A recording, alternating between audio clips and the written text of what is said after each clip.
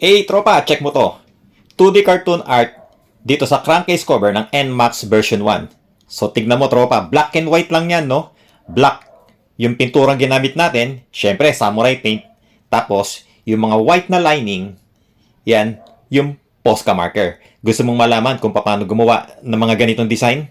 Panoorin mo buong video, tropa. Alright, let's go! Ito yung crankcase cover natin ng NMAX version 1. Nilinis nating mabuti yan, tropa. Sinabon nating mabuti, labas at loob, na sa ganon, matanggal yung mga langis niya. Tapos, sinabayan ko na rin ng pagliliha. Ginamitan natin yan ng number 800 na liha.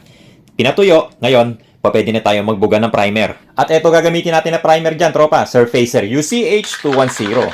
So, bubugahan natin to 2 to 3 coats, tropa. Nasa ganon, solid na solid yung pundasyon ng pintura natin. Pero syempre, ang pinaka-importante nga, dapat sa preparasyon pa lang, maayos na. So katulad nun, nagliha tayo ng maayos, nilinis nating mabuti itong crankcase cover na sa ganon, walang naiwan na dumi, walang maiiwan ng langis na pwede makaapekto sa pagpipintura natin. Yes, tropa, pinaka-importante talaga yung preparasyon. Pagkatapos matuyo ng primer, nagbuga naman tayo ng itim. So, ang gamit natin dito, tropa, no? Black 3109. Pwede kang gumamit ng flat black. Depende yan sa'yo kung ano yung gusto mo or kung ano yung available na meron ka. Tapos, nag-airbrush lang ako ng kaunti dito. Light gray yung ginamit ko. Wala lang. Konting effect lang to at konting angas. Pwede rin namang wala to kung wala kang airbrush. Tapos, gawin na natin itong 2D art natin. So, gagamit ulit tayo ng mga Posca markers, tropa. So, doon sa mga nagtatanong kung saan ako bumibili ng mga Posca markers ko, ilalagay ko na lang yung link dyan sa baba na sa ganon, kung gusto nyo bumili, check nyo na lang yung link na nasa ibaba. Alright?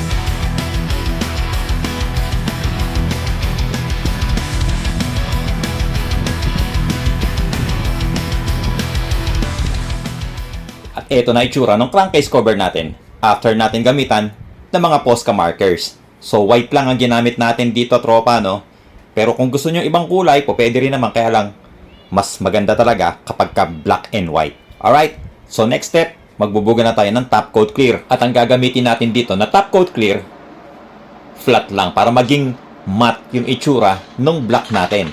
So ang gamit natin dito, flat clear 128A. So gusto ko kasing makita, no, kung ano itsura ng matte black kapag ka ginawa natin 2D cartoon art. Kasi kadalasan ng mga ginagawa natin, laging gloss. Ang lagi natin ginagamit, yung gloss na clear. So dito, this time, matte naman to.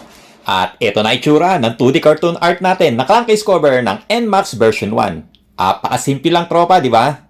Yakang-yakan nyo yan. At least ngayon, may idea na kayo kung paano gumawa ng mga ganitong design.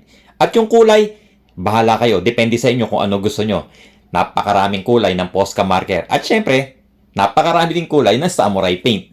Alright? Samurai paint. Tapos, kukombohan mo nitong Posca. Solid yan, tropa. So, ayan, no? Pwede nyo nang gayahin to, tropa. Yakang-yakan nyo yan. Easy DIY lang, di ba? So, paano? Kita-kits na naman tayo next video. Ride safe palagi, tropa. Peace!